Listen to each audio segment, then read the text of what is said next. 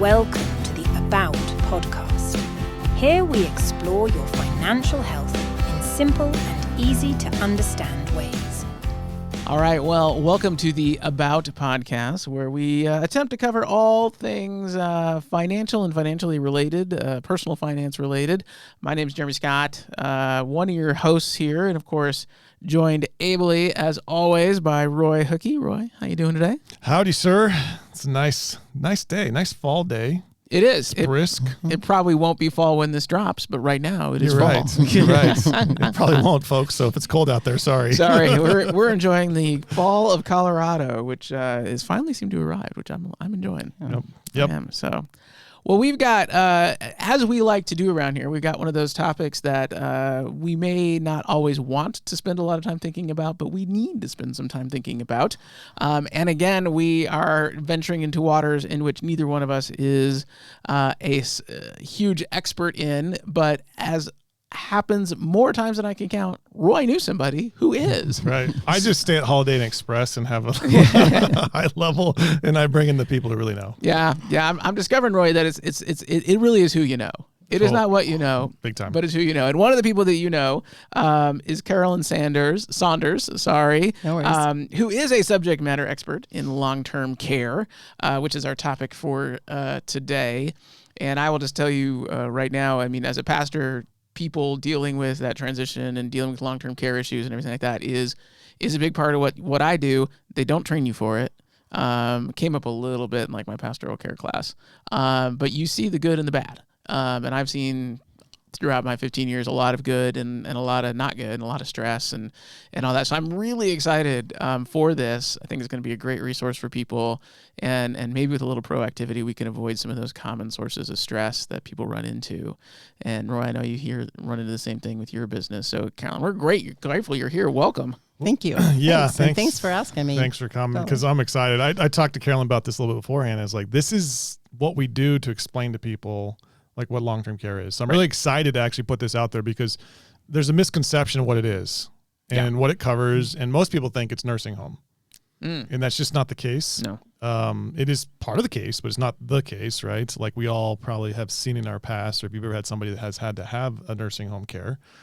So Carolyn's going to definitely walk us through this whole picture today, explain us that. So I'm really thankful and excited. And I said, you're going to save me a lot of time with a lot of clients in the future, because I can have them listen to this when they need it. And that's going to be fantastic.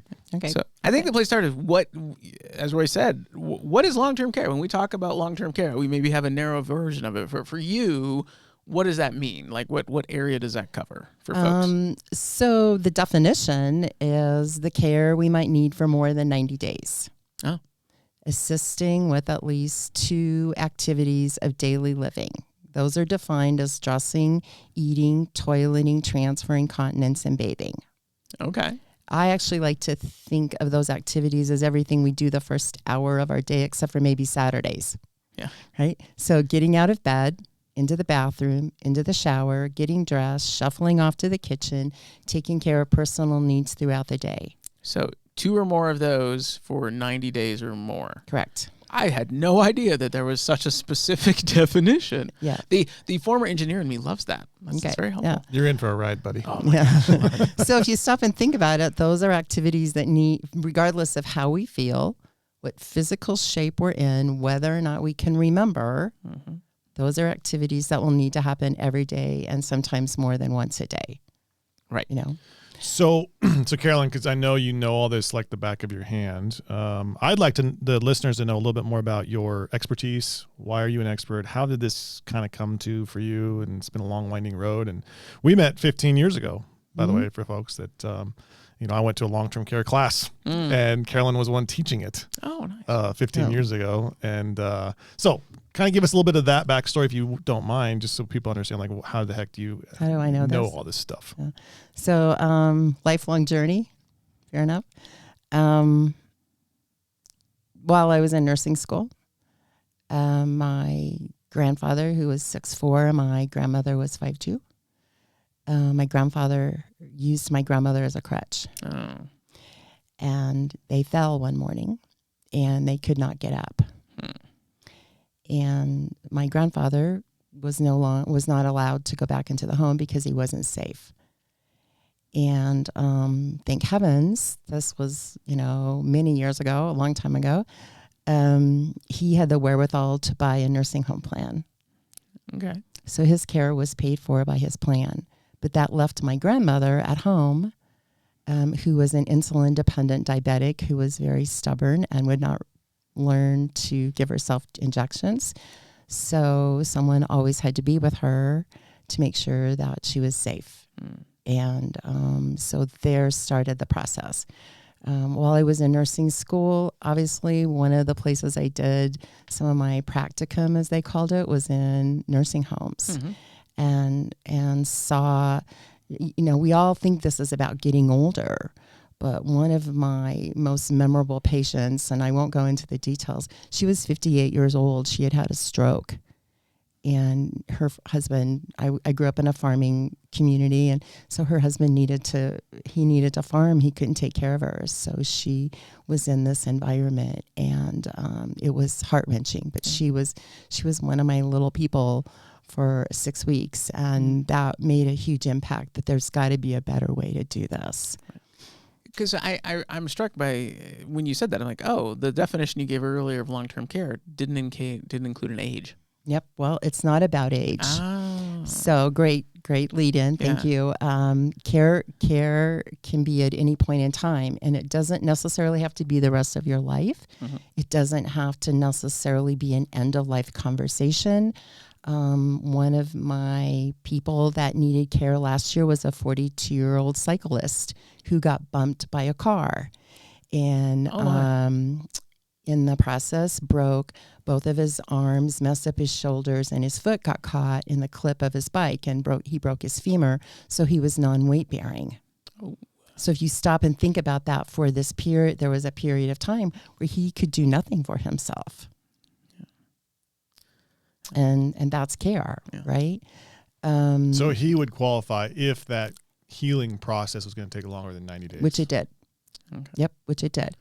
So yes, he did qualify. He's back out biking.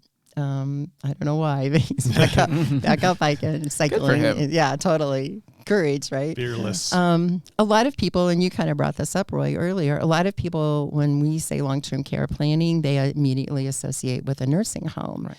But yet the industry as a whole will tell us that the majority of care is actually paid for in the home, or is actually received in the home.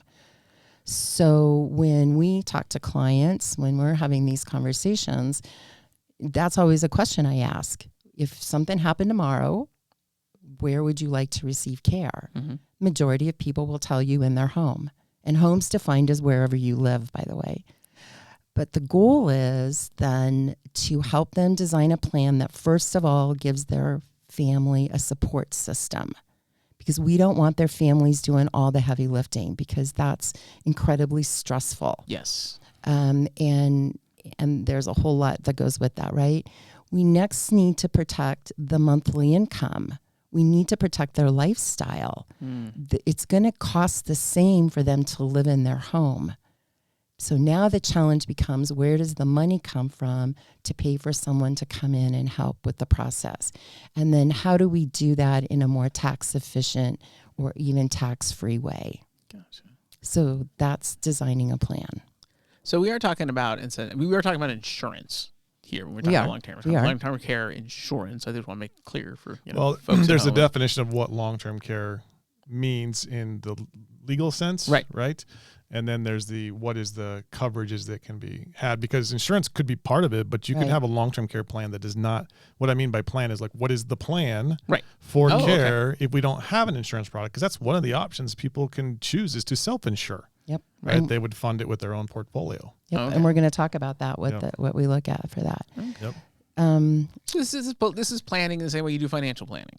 Yeah. Bingo, baby. It's like financial planning isn't one thing. It's not one product or one service. It can be kind of a. This is always something cornucopia that I put into people's plans so they can see the impact. Which, by the way, it's in your plan, buddy. No, I remember that. I actually remember that. I remember when you're running numbers a couple different ways. You're like, and here's this, and here's that, and here's your long-term care. I want you to see the impact it's going to have on your plan.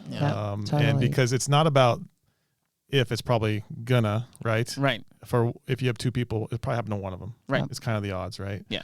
So how do we fund it is the question, because if I'm advising on the money, then how do we make sure that that fits into the overall portfolio? Where are we taking money from? How's it going to be taxed? What's the most efficient way to do it? Right. Is it land? Is it a house? Is it, what is it? Right. So that's the planning piece of it. Gotcha. But if you have a long-term care policy, it's actually, man, so easy for me because then we can figure out like where these dollars come from, when and why, and then it makes sense. Right. Well, I think that so some of the stuff, like if like the example of being hit by a car, having a stroke, especially in your younger years where maybe you've got health insurance. I think there's an assumption that, well, isn't my health insurance, gonna cover this and take care of me?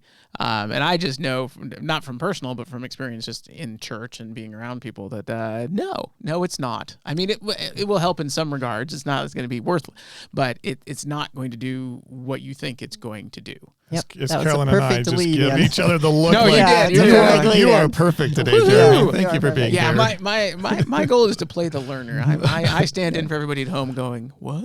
So Yeah, so a lot of people, to your point, Jeremy, a lot of people assume that their health insurance or Medicare will cover this. And Medicare and health insurance are designed to cover acute events. Their goal is that we get back up on our feet within about a 90-day period. We get back up to independence as quickly as possible. Right. But if that care or that assistance is going to exceed that timeline, Medicare and health insurance are incredibly clear that they will still cover the medical costs. What they will not cover is the care cost. They define it as custodial care. Oh, okay. So assistance with activities of daily living, supervision because of a cognitive issue. So, Jeremy, when you're working with some, parishioners that have health issues, and if they're in the hospital or something, you probably run into this where there's this like decision point, and they get moved facilities or whatever, and that's really where that insurance piece is like trying to figure out where they're cutting you off, right? And what do we need to do to take care of that person thereafter? Yeah. Oh, I've had people get moved multiple times. Like, we're in this level of facility, and we're in this level, this level, and and it depends on how long it's taken. And my late wife was actually in healthcare, so I know how much decisions are dictated not by doctors and nurses, but by insurance companies. Yes. And what they're willing to pay for. So okay. So if I have some condition that needs treatment that's going to extend beyond 30 days, my health insurance is going to cover the doctor visits and things like that. But all the other things that happen, that the other ways my life may be impacted if suddenly I'm not able to, again, do what you talked about at the beginning, all those like self-care, personal hygiene kind of things, and somebody's got to step into that role. Yes, oftentimes I think in the beginning it's family. If there's family able to do it, if there's spouses able to do it, but for how long, and then how, and I have seen so many times where spouses are literally killing themselves. Yeah, that's 100% what happens. Trying to help care for, especially spouses. And to keep this clear, you said 30 days. It's 90 days. 90 days. 90 days. 90 days. Just to be clear for everybody, 90. 90. And that's not an assumption, right? Like, for example, my dad went from the hospital to a skilled environment. That doesn't happen very often, but that's what he did. But he refused to do the work. And so after 20 days, Medicare cut off any rehab options because he lack wouldn't, of participation. Yeah, he chose not to do the work. Okay. So it's not an automatic. Everyone says, oh, Medicare is going to pay for the first 90 or 100 days. That's not automatic. And there are hoops we have to jump through to get Medicare to pay. Gotcha. And there's some big changes that had happened in 2013, 2014 that sometimes families aren't aware of. Gotcha. So when it comes to this world of long-term care, what do you think is the most important thing that people need to know? Well, I think first and foremost, they need to understand the cost of it, what we're up against. So I actually ran some numbers in here in Johnstown, and I have the costs for home health care in assisted living and a skilled environment, and I can explain those. Home health care is when someone comes into your home and assists. That could be a home health care aide, that could be an LPN, that could be an RN, depending on what the situation is. That's so much per hour. Okay. Assisted living is where we actually now move to someone else's brick and mortar. We may need some assistance with some things, but we can be fairly independent. So now we're going to pay room and board. That's a base rate. But as we need more assistance, like for example, if they help us with standby assistance for bathing every day, that could be an extra $40 or $50 over and above what we're paying for room and board. Medications is a biggie because they won't allow you to keep medications in your room. So they charge so much per day to dispense medications. Okay. So that could be $30 or $40 a day in addition to room and board. Wow. So as we need more services, they a la carte those charges. Right. Okay. Skilled environment is the highest level of care. That could either be a memory unit with a secure space, or it could just be that someone needs assistance with 3 or more of those activities. Right. Okay. Right. And so that's the connotation we all go to. So here's kind of some numbers, if that's okay. Yeah. So for home health care in this area, the cost per hour is $35.20 an hour. Most home care agencies are charging a minimum of 3 hours per day. So I've calculated this on a 40-hour care week. That's $1,408 a week. If I multiply that by 52 weeks, that's $73,216 a year. Oof. And if I divide that by 12, that's $6,101 a month. Yeah. Average. To stay in your home. To stay in your home. Over and above what your home expenses are, your lifestyle expenses are, that's an additional expense. And that's how many hours a week? I'm sorry. Did you say? About 40. Okay. Okay. So that could be 8 hours a day for 5 days. That could be 6 hours a day for 7 days, whatever that looks like for somebody. And on one hand, that sounds like a lot, but on the other hand, like that's one person's full-time job. Yep. I mean, and you're like, oh, like you start thinking in those terms, you're like, even like, well, I need, I mean, that's the thing you think about is even just like the labor. And it's not just anybody. Right. Not just anybody who can come to this work. You got to have some Training. and credentialing, licensing and all of that. So, I mean, yeah, that sounds like a lot. On the other hand, it does and it doesn't. You know what I mean? Right. And then it gets to a point where if you're getting home care and you need more and more and more care, Yeah. at some point you have to transition to assisted, Yeah. which will Right. be the next Yep. numbers you Which that base monthly amount is currently $5,695 a month. So it's a Okay. little less than home health care. But when you start a la carting some of those services, it ends up being closer to $7,000, $8,000, $9,000 a month. Is that including the room and board fee? Or? So that's room and board. $56.95 is room and board, and usually 2 meals, sometimes 3 meals, depending on how they're set up. Okay. Which, I mean, then you are, if you're not living in your home or, then there's some trade-off there. But Yep. yeah. Okay. Okay. So that's about $68,000 a year. Yeah. So Okay. you can see where if you are trying to stay in your home, which is the most comfortable Mm-hmm. in regards to I know my space, I know, you know what I mean? Yeah. Like people feel comfort there.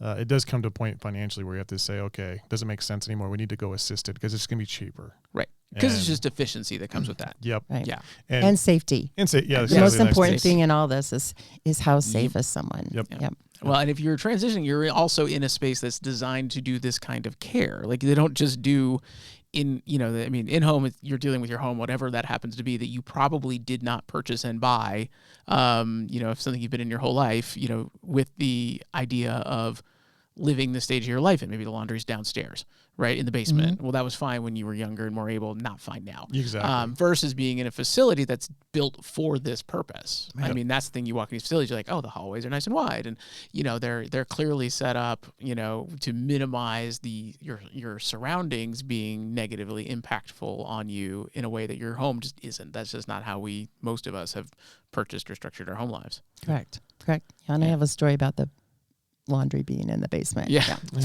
Okay. Yeah.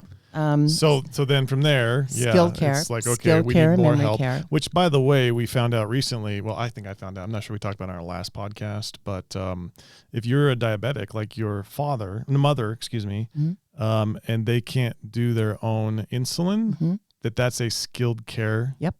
Versus a assisted living care. There are some that have that, but it's actually a decision point for a lot of people if that's something that happens, if you have to go skilled or if you can find the assisted that would do it. Right. So if you need that skilled care, now you're forced into, I have to go into a skilled setting because I need a needle in my arm to give me insulin. Well, it's also a lot more with insulin. It's a lot more of a judgment call. How much do you give and all that kind of stuff. And it has to be monitored more closely. Yep. Yeah, it is a different thing than other than your doctor says you need this one pill twice a day. I'm going to give it to you. Exactly. Right. Yeah, that actually kind of makes some sense. So that moves us right down that line into the skilled. So if we're looking at skilled now, Carolyn, where are we at? So $392.50 a day. Okay. $11,938 a month, or $143,263 a year. Ooh. Ouch. Yeah, those are big numbers, and that's in today's dollars. That's not factoring in inflation or the cost that this is going to keep going up, because it will keep going up. I factored that into your plan. Just so you know, it's inflated. Nice. Yeah. I do have to take that into consideration because you're looking at healthcare costs, specifically long-term care, around 7%. Is that where we're sitting today? Well, home care has actually gone up more than 12% year over year for the last 4 years. Yeah. And that's being driven by, I always hate to say this, it was driven by COVID, because people who had loved ones in skilled environments or assisted living and they couldn't see them, couldn't get to them for a period of time, or like, no, we're going to do this. We're going to do this at home. And so the demand's gone up, lower workforce numbers and higher wages. And so that's driving up that cost for home health care substantially. Yeah, there was a bunch of, a couple of years ago, there was an announcement. There's a lot of assisted living places and maybe skilled care places in Montana, where I'm from, that closed. And they were just like, we basically cannot hire people to live in the places we need them to live and work for the money we can pay them. And it's based on reimbursement rates and all that kind of stuff. And they're like, there's just the numbers don't work. Like the math doesn't work because there's just not. And then for them, it's a lot about labor. Like, because you have the right kind of person, you have the right kind of training, the right kind of skills. And it's hard work. It's hard work. It's important work, and it's blessed work, but it is hard. Yep. So yeah, I sympathize. So we have all these different scenarios where we spend all this different kind of money, right? So if you look at it from my perspective, okay, we have somebody's retirement assets. We have, let's say, a home. We have a Social Security payment. We have maybe a pension, but maybe not. We have their other assets that have been invested. So we have to decide how are we pulling off of that to meet these costs. Right. So that's what I mean by the plan previously. And then for some people, it does make sense where they can consider an option to insure. Right. For some people, it makes sense. So for some people, it doesn't, honestly. But for some, it does. So what is that where you're taking us now, Carolyn? Okay, so let's walk right into that then. Yeah. So I always do this little exercise with people, and you can all do it at home with a piece of paper and a pencil. My first question is, how much do you need every month to support your lifestyle? Not pay your bills, but support your lifestyle. Because what I found is no one's given up their haircuts in this conversation, right? Their lifestyle does not change. Okay, so write down that number. And then, not knowing obviously anything about financial situation, assuming that there is income coming in different streams to support that lifestyle. So that's already committed money. You've already spent it. Okay. Now, the next number I always ask people to write down is the $6,101, because what I usually hear from clients is that they want to stay in their home. So the $6,101 a month, the cost to stay in your home. Now, the question then is, where does the money come from to cover for that unintended expense? Right? Which is always an interesting question for people, because usually they look at their financial advisor, they're looking at each other going, where would it come from, right? So if it's coming from a portfolio, coming from savings, the first question I always ask is it coming from a managed account, a brokerage account, or is it coming from a qualified account like an IRA, 401k? The reason why that question is important is because it'll determine how that money will be taxed as the distribution comes out. So under a managed account or brokerage account, it's going to be taxed at 15% capital gains, 5% state Colorado tax. So we have to add on another 20% over and above that $6,100 to cover the taxes. Gotcha. Okay. If it's coming from a qualified account, 401k, IRA, that's going to be taxed at ordinary income. So if you're in a 25% tax bracket, that's the cost of the tax that's going to be. And you have to remember now that as people get into higher income brackets, Medicare is actually means tested. Medicare looks at income to determine how much we pay for Medicare Part B. So, and they're called IRMA brackets. And so as clients climb into, so think about this, if somebody's in a skilled environment and it's $144,000 a year over and above their income. So I see that sometimes. It happened with my parents. My dad was in a skilled environment. My mom still lived in the home, right? So she still needs their income right to cover, right? Yeah. Now, my parents had a long-term care plan because they had a great daughter, but that's another conversation, right? No, but you're talking about the one out on the West Coast or East Coast, right? The other daughter. The other daughter. Yeah, the other daughter, right? Yeah, the other daughter. But if you have income that you have to protect, and now you're taking another $143,000, you're going to kick into a new IRMA bracket, which means you're going to pay higher expenses for Medicare. Right. Yeah, and you both will, not just one of you, both people This is a will. big deal, right? Because it's not just about the care cost. It's about, okay, where's the taxation of that care? Then my Social Security now is taxable. My Medicare premium just went up. It's called IRMA. We've talked about IRMA on here before. We hate IRMA, right? We all hate IRMA. Okay. Poor IRMA. They should name a hurricane after IRMA. Yeah, I'm sure they have.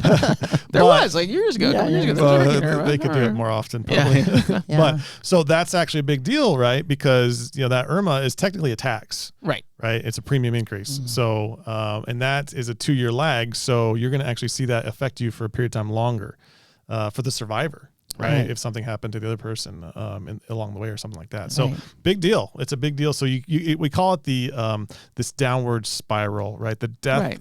Actually, the phrase is used as death spiral. Right. Right. We get into this death spiral. Well, now everything is pushing all the taxation up, and our money is just getting sucked out of our portfolio. Right. So. And then there's market timing. What if what's the market doing? Yeah, right? what's the market doing? If we're in a down market, then how It's much even worse. pressure, how much reliance does it put on the portfolio now to perform? Yeah. And probably my biggest question in all of this is who manages all of this? And people don't stop to think about that, right? Who manages, and this is from my own personal experience, who manages the doctor's appointments? Who makes sure they get there? Who manages the finances? Who files the taxes? Who manages the day-to-day stuff of the household? Because what I find with couples is if one person starts needing care, the other one's relying on somebody as part of their support system. So I always ask people, if you have children, who have you secretly nominated to step up to the plate to do all of this? Right. And do you understand that you're asking them to commit with care and all of this other stuff involved? You're asking them to commit about 43.8 hours a week to this process. So to your point, it's a full-time job. It's a full-time job. And, I have clients that are single. Yeah. And what do they do if they don't have that support network, right? So at least the concept of having an insurance policy does create some network of support, if you will. Right. But it's you still need a person. And that's actually the hardest part that I'm seeing today is that people need this. And I have one angel client that took on a relationship of a friend and, helped her for the rest of her life. Right. And she did it out of the goodness of her heart, never charged a dime or anything like that. But it actually put a lot of stress on her life. I have seen that especially in the church. I've seen that where people, and maybe, and there are some folks who just like, quite frankly, they outlived all their friends, and maybe they didn't have families, or that small families, or the families are small, far away, and a small cadre of people, get together and start to do this. And actually, I was a little while ago having this conversation with my sister, because my sister is single, never had any kids, doesn't intend to be anything other than single, and she's in the process of looking at buying long-term care insurance because she's like, quite rightly figured out like, oh wait, like like I have to prepare for this because there's nobody to secretly nominate. I mean, she's got me and my brother and people around and good friends around who care for her, but she's actually part of this little cadre of there's a couple other good friends of hers who are in the same boat she is. They're single women who've never married, never had kids, and they're all kind of looking at this. They're all kind of in that stage of life where they're like, oh. Like we gotta think about this. In the next 30 years, we're gonna see a lot more of that too. By the way, because you have a lot of people who have chosen to stay single or to not have children, and, right? And you don't have that support that you would otherwise. Yeah.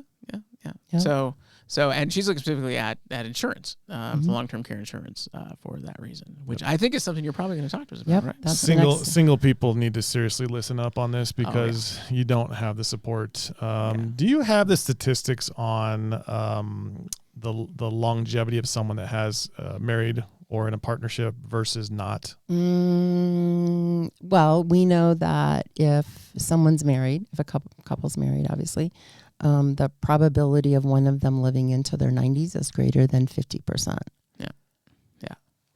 And I know men definitely live longer when they're married. Yes. I don't know that it matters. I think women kind of either way. I think they, but there's definitely something married men will live longer. But think about it like this. But that also increases their opportunity to need something like Correct. You're sick in your daily life. Yeah. Right? If you're sick and you're single, well, you have to figure out a way to feed yourself and get liquids and, whatever, which maybe you neglect a little more than you probably should because you don't feel good. Right. Versus if you just have someone in the household to help you, you're going to have much better long-term health in general with those kinds of scenarios, right? So that's the statistic I heard that you just said was if you're a married couple and 65 years old today, 50% chance one lives to above 90. Above 90. And then I have a lot of clients in their 70s and married. Yeah. And the odds go up a lot. Yeah. So I got a lot of people, they're going to have one of the two are going to live past 90. Yeah.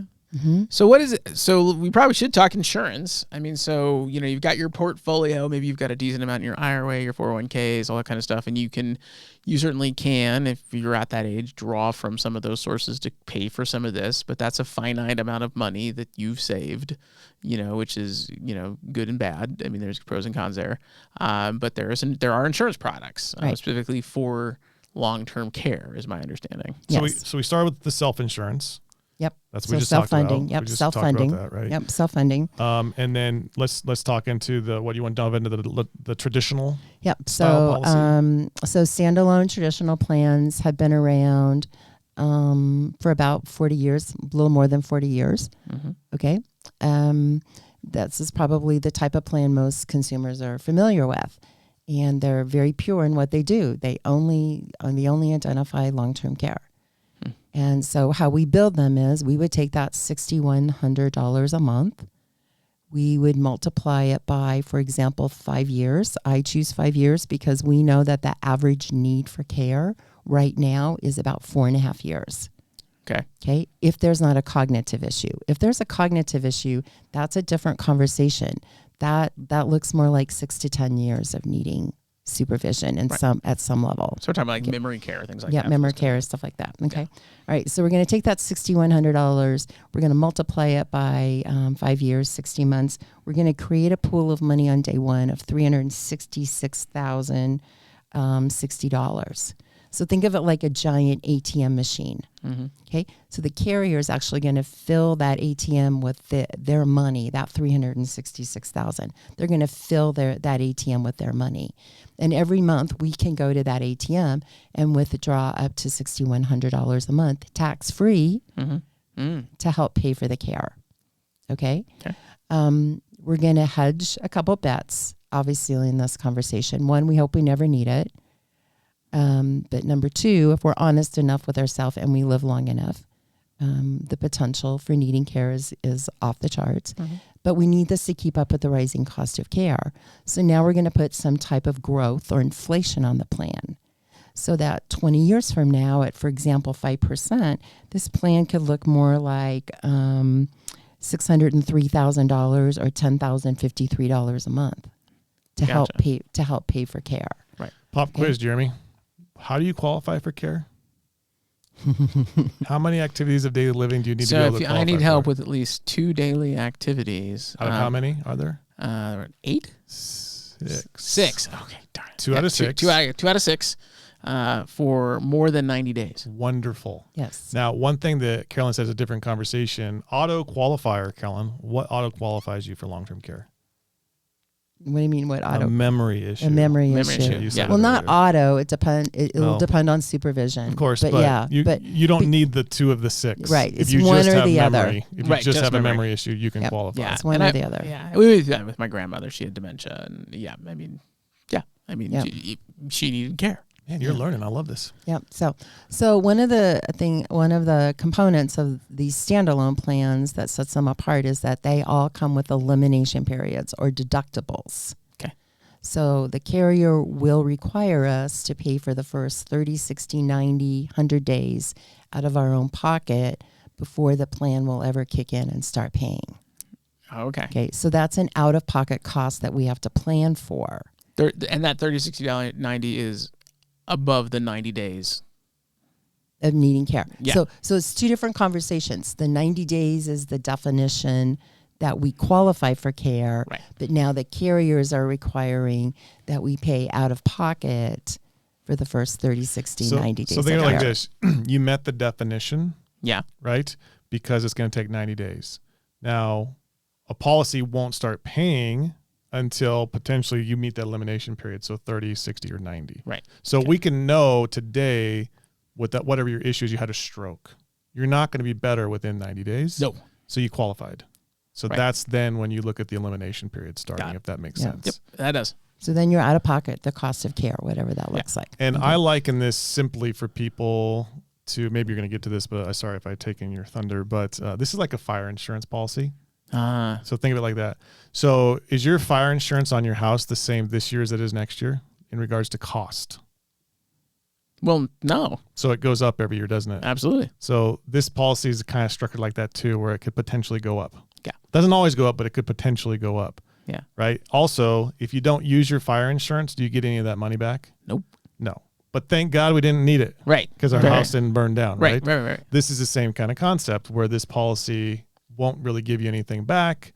Thank God we didn't need it if we didn't need it, because then I didn't have to go through that Right. awfulness of, needing care Yeah. situation. Right. Yeah. So Homeowners insurance, car insurance. You got it. A lot So- of lot of insurance you buy, hoping you never got to use. But sometimes people get that confused, like I want to buy this and it's just set for life, and it's not.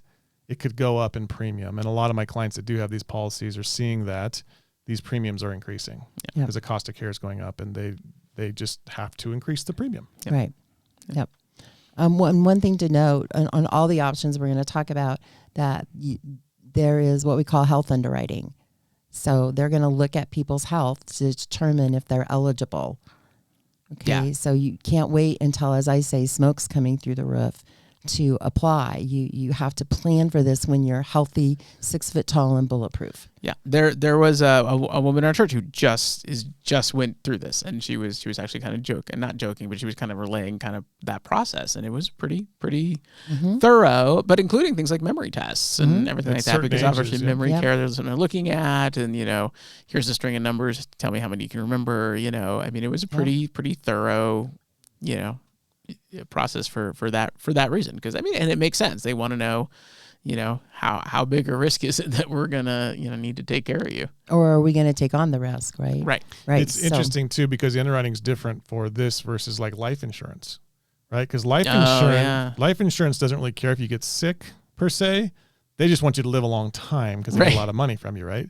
Whereas long-term care is like, we don't really care if you die per se because we're not on the hook for anything, right? But we just want to know, are you in a situation where you're going to have a lingering cost based off of your current comorbidity or modalities that you have? Kind of the other way around, really. It Opposite- really is. So almost it's opposite things. different, just to be clear, because people are familiar with life, but it's a different process. Right. So getting it while before you need it, right? I mean, so Yep. Getting it while the getting's good. Yeah. Right. And people try to flip the coin and say, well, I'll just wait till I'm a certain age. Well, obviously health can change in a phone call or a heartbeat, Yeah. right?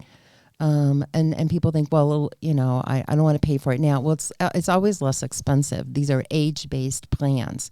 So every year we get older, it costs more, right? And there are some points where we would be aged out of the opportunity that we wouldn't be able to get a plan. So you said this is a traditional plan. This is a traditional plan, standalone plan. And is this a like monthly premium, or how does that part of it work? You can set that up as monthly, quarterly, annually. Usually they're annually. Okay. That's less expensive. Okay. Okay. All right. So the second option is, you kind of touched on it, is life insurance. 2007, 2008, the life insurance industry opened up the opportunity to add a rider to a life insurance plan. So let's take that $366,000 and now build a death benefit in a life policy. And what the rider does is it says you can take 2%, 3%, or 4% of the death benefit every month to help pay for care. Interesting. Yep. Okay. So different, and they have you have to be really aware of what you're purchasing, because there are so many different connotations to this side of it. Okay. But, so 2%, 366, I'm not going to be able to do the math on this. It's going to be $7,500 or plus a month that you can draw off of this plan for 50 months. And then the death benefit will be exhausted. Okay. Okay. Because it's going to draw off the death benefit. Right. Okay. Now, what we need to be aware of with these plans is that they do not have inflation on them. So that $366,000 stays stagnant pretty much for the rest of our life. Right. So my question always is, how are we going to cover that gap as the cost of care goes up, and how are we going to cover the gap between what the plan's going to pay and what the cost could be? Gotcha. So it's not a full encompassing plan, but it's something better than nothing. Yep. Right. If that makes sense. Right. Because you're either going to use the death benefit to go to your family, loved ones, or you're going to use it for your own care. Right. Right. And if you use any of that policy, let's say she said 2% for 50 months, because 2 times 50 is 100%, right? That's why we got the 50 months. But if you did 4%, then it's 25 months kind of thing. Right. The insurance company does not care, really, other than the fact that they're going to pay one way or the other. Right. So, but it has different qualifications, and she referenced that, where it could be a total long-term care policy with all the same standards, or, which most of them are today, Chronic is what illness. they call chronic care. So chronic care, chronic illness, is when you're never going to get better. Right. Oh, okay. So if you're in a situation where you could qualify for long-term care because it's going to take more than 90 days, but you're going to get better and you won't need ongoing care, this policy wouldn't pay. Right. Oh, okay. But if it's chronic, because it's just, again, the memory or whatever, like these things that we don't understand to Right. be, okay. So if you'd had a stroke or something like that you're not going to get better, it would pay. Right. Yeah.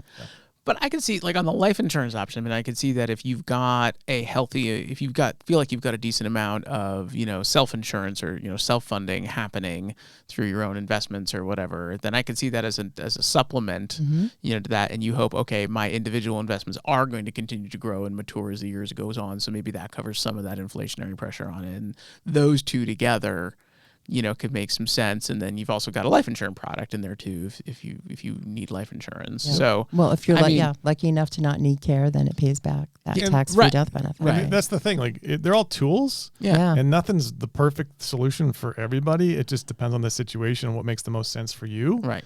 And that's why you have these different tools to potentially tap into. Right. So we've got the traditional, we've got a rider on life. Yep. Are there other products? So third option is what's called a hybrid. Oh, So a hybrid actually takes a long-term care plan and places it on a life insurance chassis. okay. So we're going to build it like we did the traditional plan, $6,100 a month, 5 years, $366,000 pool of money. We're going to put some type of inflation on the plan because we need it to keep up with the rising cost of care. But what a hybrid also does, hybrid does a couple things. Number one, it says, if you're lucky enough to never need the plan for care, then we're going to pay back to your family or a beneficiary a tax-free death benefit. Okay. Okay. A hybrid also says that we're going to have this plan paid up in a certain period of time. The other two options, life insurance, you can design differently, but the other two options, essentially, you're paying into the plan for the rest of your life. Okay. But a hybrid, we call it more of a repositioning, where we're going to take money out of maybe one bucket in our portfolio. We're going to put it over here. We're going to get leveraged dollars. So for every dollar we put in, we're going to get initially, depending on age and gender, 3 or 4 or 5 times that dollar. And then we're going to put growth on it so that in 15 or 20 years, it could be for every dollar we put in, we now have $10 of tax-free money. Right. So and so we know exactly what we're going to put into a hybrid. And it's paid up. Okay. So there can be a point at which in that plan, you're like, I'm going to pay this, I'm going to pay it for so long, and then I'm going to not pay anymore. Then it's fully funded. That's fully funded. And then I still have the benefit, and the money I paid in is still out there, it's still working, it's still growing, it's doing all that kind of stuff. I'm just not having to add any new money to it. And then I've got that. And then that. So I can do that during my higher earning years. I assume that's what this is set up for, right? Yep. So during my higher earning years, I can do that, set that all up. And then it's an expense that I can time when it goes away. Yeah, the two most popular options I see clients do are pay to age 65. Okay. That's usually retirement. So by the time you enter retirement, it's paid up. Okay. Right. So if I'm 40 today and I can pay a premium that's much lower over the next 25 years. Yeah. Then if I was 60 today and I buy it, I could do it 10 pay. Right. It's kind of the best you could do at that age. But by age 70, it's paid up. Okay. Right. So it's a much higher premium at that point just because they break it down different. So it just gives you some flexibility in design. Yeah. I am personally weirdly excited about this option because I know it's that one piece we've talked about, for like in my personal plan, we've talked about, and we've also talked about life insurance and all that kind of stuff, but we haven't quite nailed down like what that looks like. And who wants to have this conversation near me? Right. That's why I kind of do now. Right? I kind of do. I'm like, that sounds really neat. Yeah. And I will say, I mean, there part of the hang up was like with traditional plans was it's like, I'm going to pay all this money in, and like, yes, God help me, I never actually need it, and wouldn't that be wonderful? But then there's a little piece in the back of your head that's like, yeah, well, I paid all this money and I didn't use it. Yeah. So the hybrid, I got to say, what people's situations are different, do what's right for you.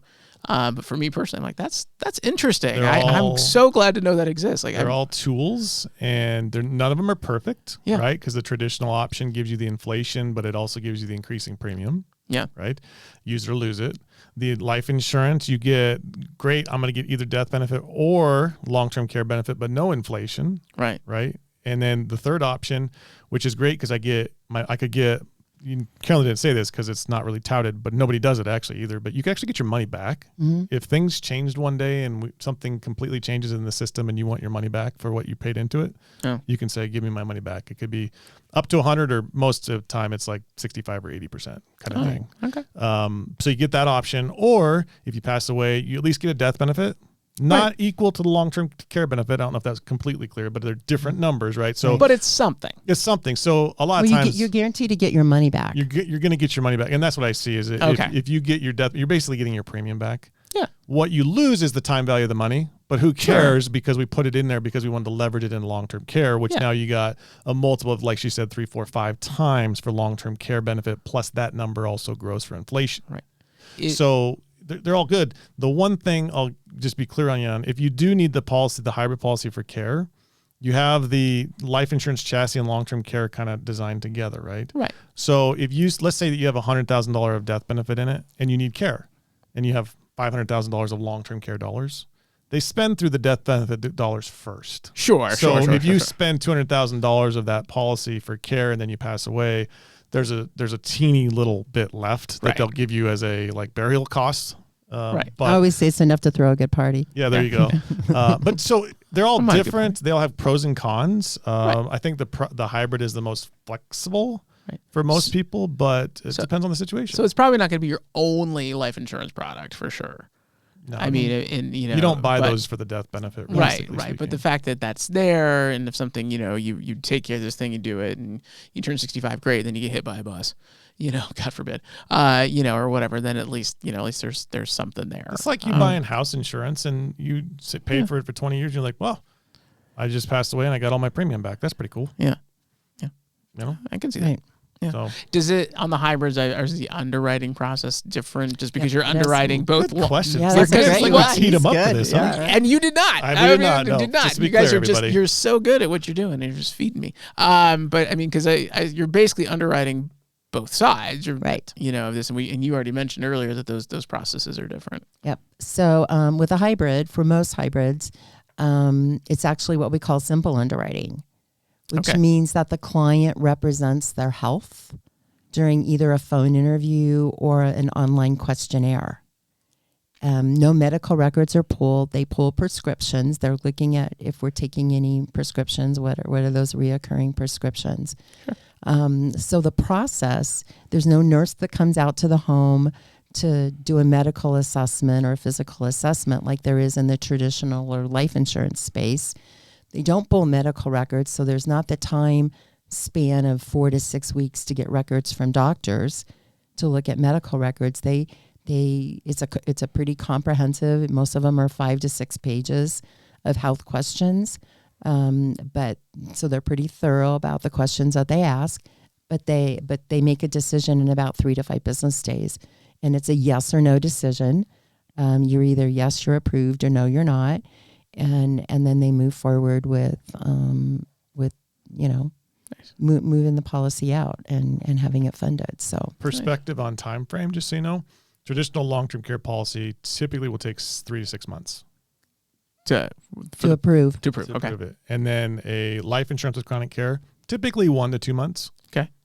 And that always depends on medical records for that Right. purpose. And then this one, much shorter, much more simplified underwriting and less hoop jumping. Okay. So it's nice in that regard. Yeah. So let's talk timing a little bit around this, because I mean, Okay. and I'm curious if it's different based on which one of the options you may go down, a different time or phase of life that you might want to look at one versus the other. Because I think that's a question of like basically how far down the field can I punt this ball before I really got to start worrying about it. Is it something I'm worrying about in my 20s? Is it something, and it's probably different a little bit depending on people's situations, but for the average person, as much as there is such thing as an average person, like what's the timeline in which we probably need to start really thinking about, and is there a difference depending on the options? Yep. So first of all, these plans are all based upon age, as I mentioned before. So birthdays are really important. Gender, women will always pay more than men in this conversation. And we alluded to that earlier because we just tend to outlive our male counterparts. I personally think it's because we marry older men. But I have a different perspective. I know. But we tend to be tough little birds. One of the things I find very interesting in this space is that the average age of a caregiver in this country is currently 48. So you have families out there that have kids either middle school, high school, maybe grade school, depending on what happened, right? And they're caring for an older parent in some way, shape, or form. Yeah, I've seen it. So the average age of application is about 54. Okay. Which is kind of a sweet spot for a lot of people. So I always look at clients and say, okay, are your kids off the parental payroll? Right? Now it's time to start planning for you. Mm-hmm. Did they come into an inheritance? Do they get a bonus at work? Do they have I see a lot of people who have a history of Alzheimer's or cognitive issues want these plans earlier in the process before they get potentially could get a diagnosis. Maybe, hopefully not, but that's in the back of their minds as a concern. So I say sooner rather than later in this conversation. But the other thing, again, that I alluded to earlier is that you can age out of the opportunity. So like for life insurance, I think the rule of thumb is after age 70, you can't get a life insurance policy with a rider on it. I've found that it's different per carrier, but it's very close to that. Yep. Some traditional plans, the option we talked about at the beginning, stop taking applications at 72 or 75. Okay. Okay. Obviously, the time when a lot of people start thinking about it or they get concerned about it. Some carriers will write to age 80. Most of them stop at age 75. Gotcha. So, And is there advantages to doing it sooner? because it costs less money. Okay. You may have been paying it over advantage or not advantage, like pay to 65.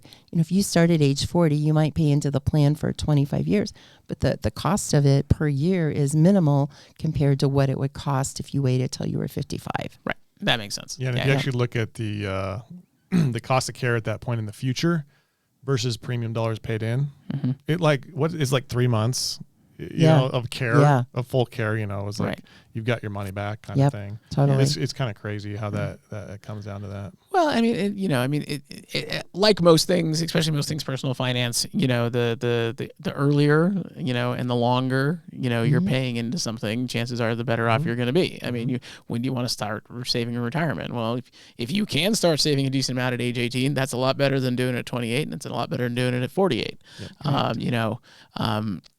Is it a question for you? Is there any age restrictions on when you can purchase? Most carriers will start at 30. There's a few that start at 20, but most carriers will start at 30. Got it. So it really comes down to cash flow and what you can afford, at a certain point, and what's most important to you. Yeah. So I mean, I'm sitting here, 46. I've gotten my first one out of high school. A couple more trailing behind now, but I mean, it's something that, we've had a little conversation around, but I'm like, my sister's a couple years older, obviously a little further down that path just because of her situation. But I don't think it's fine. I mean, I think there's nothing wrong, and it's probably not a bad thing to start thinking about, and maybe not the most natural thing in your, 40s, late 40s to be thinking about. But I mean, I'm hoping to get to retire someday. Sure.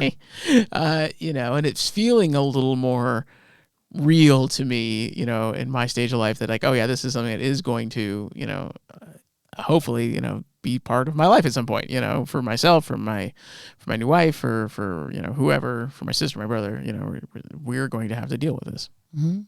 Yep. Yeah. Well, and you already have your own experience, right?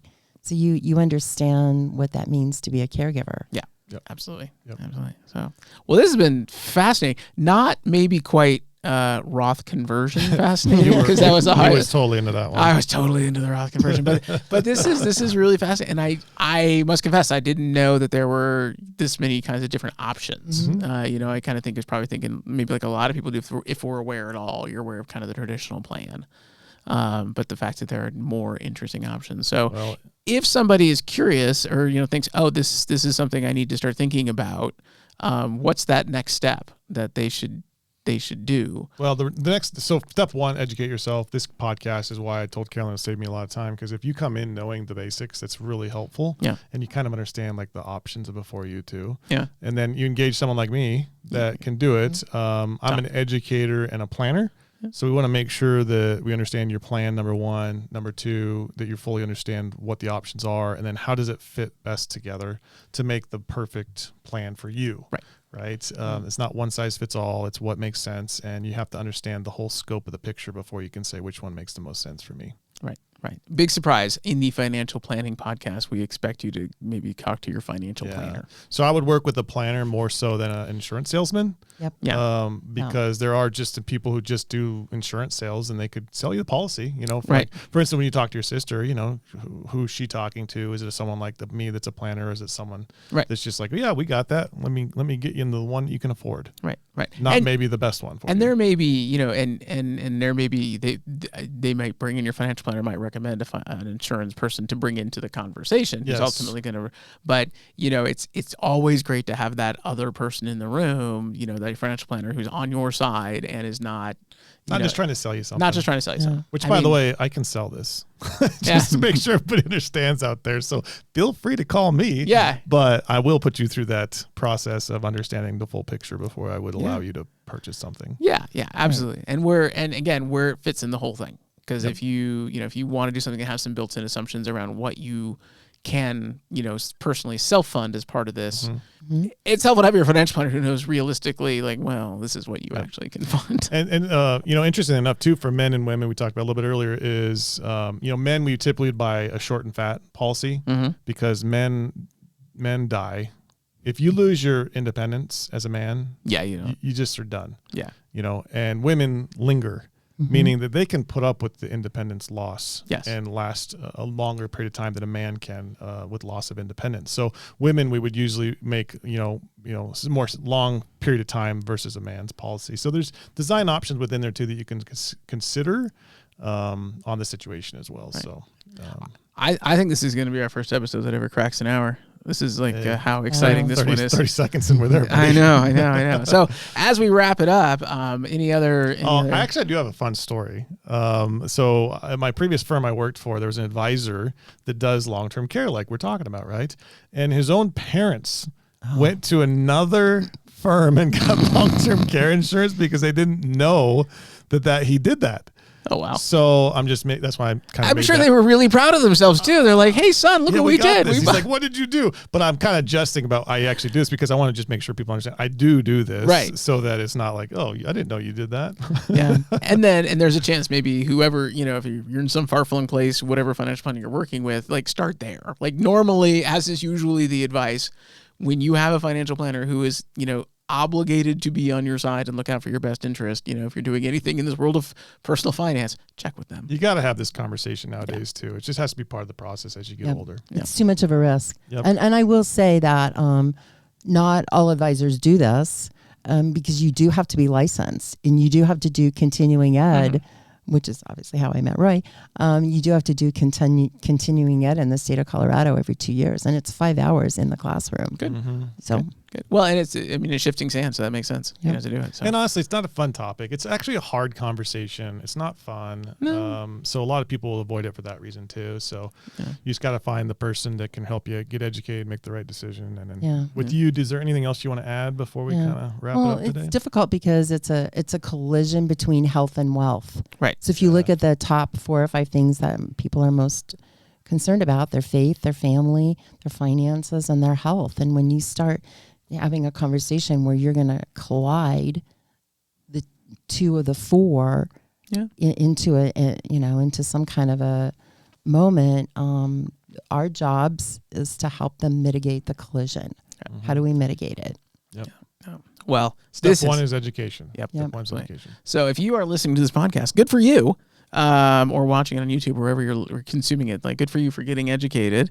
Hopefully you can have a follow-up appointment with your financial planner and advisor and see where you need to go next. But wow, as is usual, I learned a ton. So thank you. I really appreciate you coming out and chatting with us. And Roy, always. My pleasure. All right. Well, thank you all for joining us out there in podcast land. Check us out on the About podcast. You find it on all your platforms. If this was interesting to you, it might be interesting to somebody else who you know and love.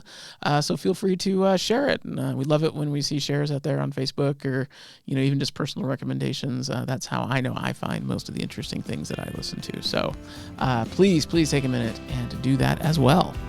And by the way, we do need to say it because we already let that cat out of the bag of what time of year it is. Congratulations on your wedding on Saturday. Yes. Thank you. Congratulations. Thank you. Yeah. We're looking forward to it and a little time off afterwards. A fall break. I have never taken time off in the fall before as a pastor. That's just not something you do. And I'm like, this is going to be weird. But well, enjoy it. I'm going to. Thank you. All right. Thank you again. Thanks everybody. Thank you, everybody home.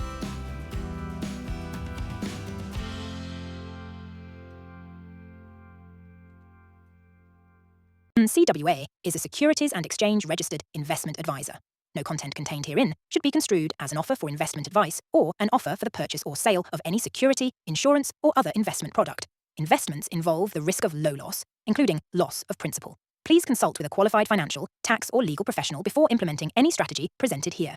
Data presented here are obtained from believed reliable sources but cannot be guaranteed as to completeness or accuracy.